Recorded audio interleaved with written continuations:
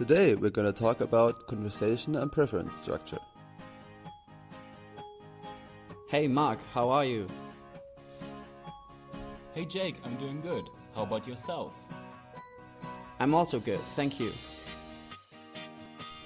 The basic pattern when interacting with others is I speak, you speak, I speak. One person speaks and the other person listens. The metaphor of a market economy can be used to describe our basic conversation. To have the floor means to have the right to speak.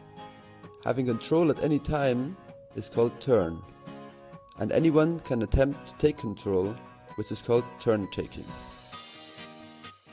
A possible change of turn point is called transition relevance place. All of these actions depend on a local management system, which are a set of conventions.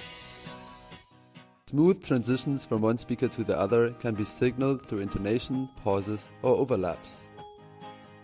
Pauses and overlaps can cause an awkward silence in a conversation, which are usually a sign of distance between the speakers. Yesterday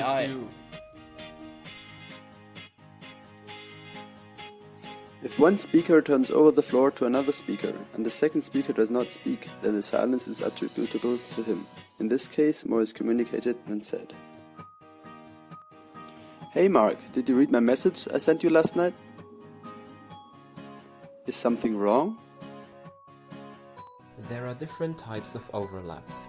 First, in a difficult conversation with an unfamiliar person. Second, as an expression of closeness or solidarity. Or third, when competing for the floor. There are different types of floor holding devices. One could be to avoid the pauses with or ah. Another floor holding device could be to indicate that there is a larger structure. For example, there are 3 points I'd like to make.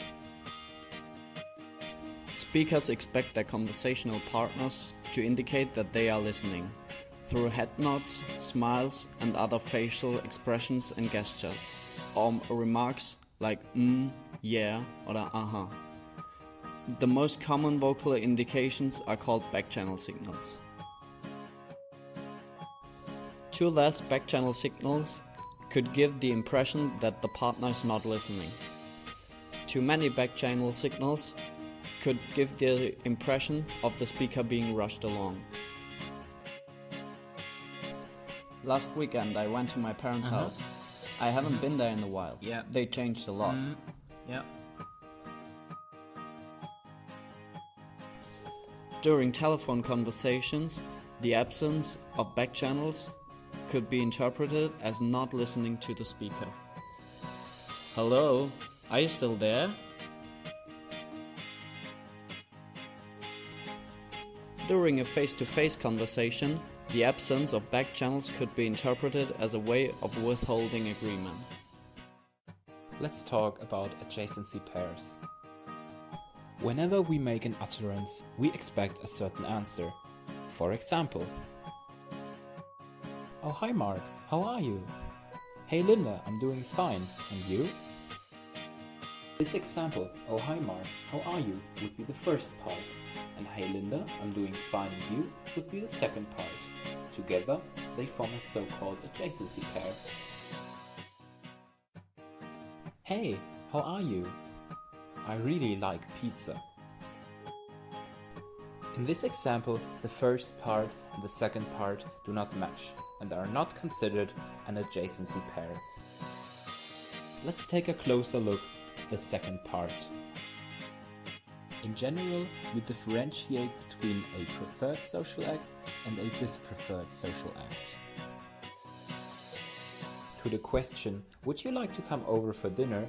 Yes, that sounds lovely, would be the preferred social act. No, not really, would be the dispreferred social act. It is natural for us to try and avoid dispreferred social acts. In this case, silence is an indicator for a dispreferred social act. Other indicators include well, In general, we use more language for dispreferred social acts and less language for preferred social acts.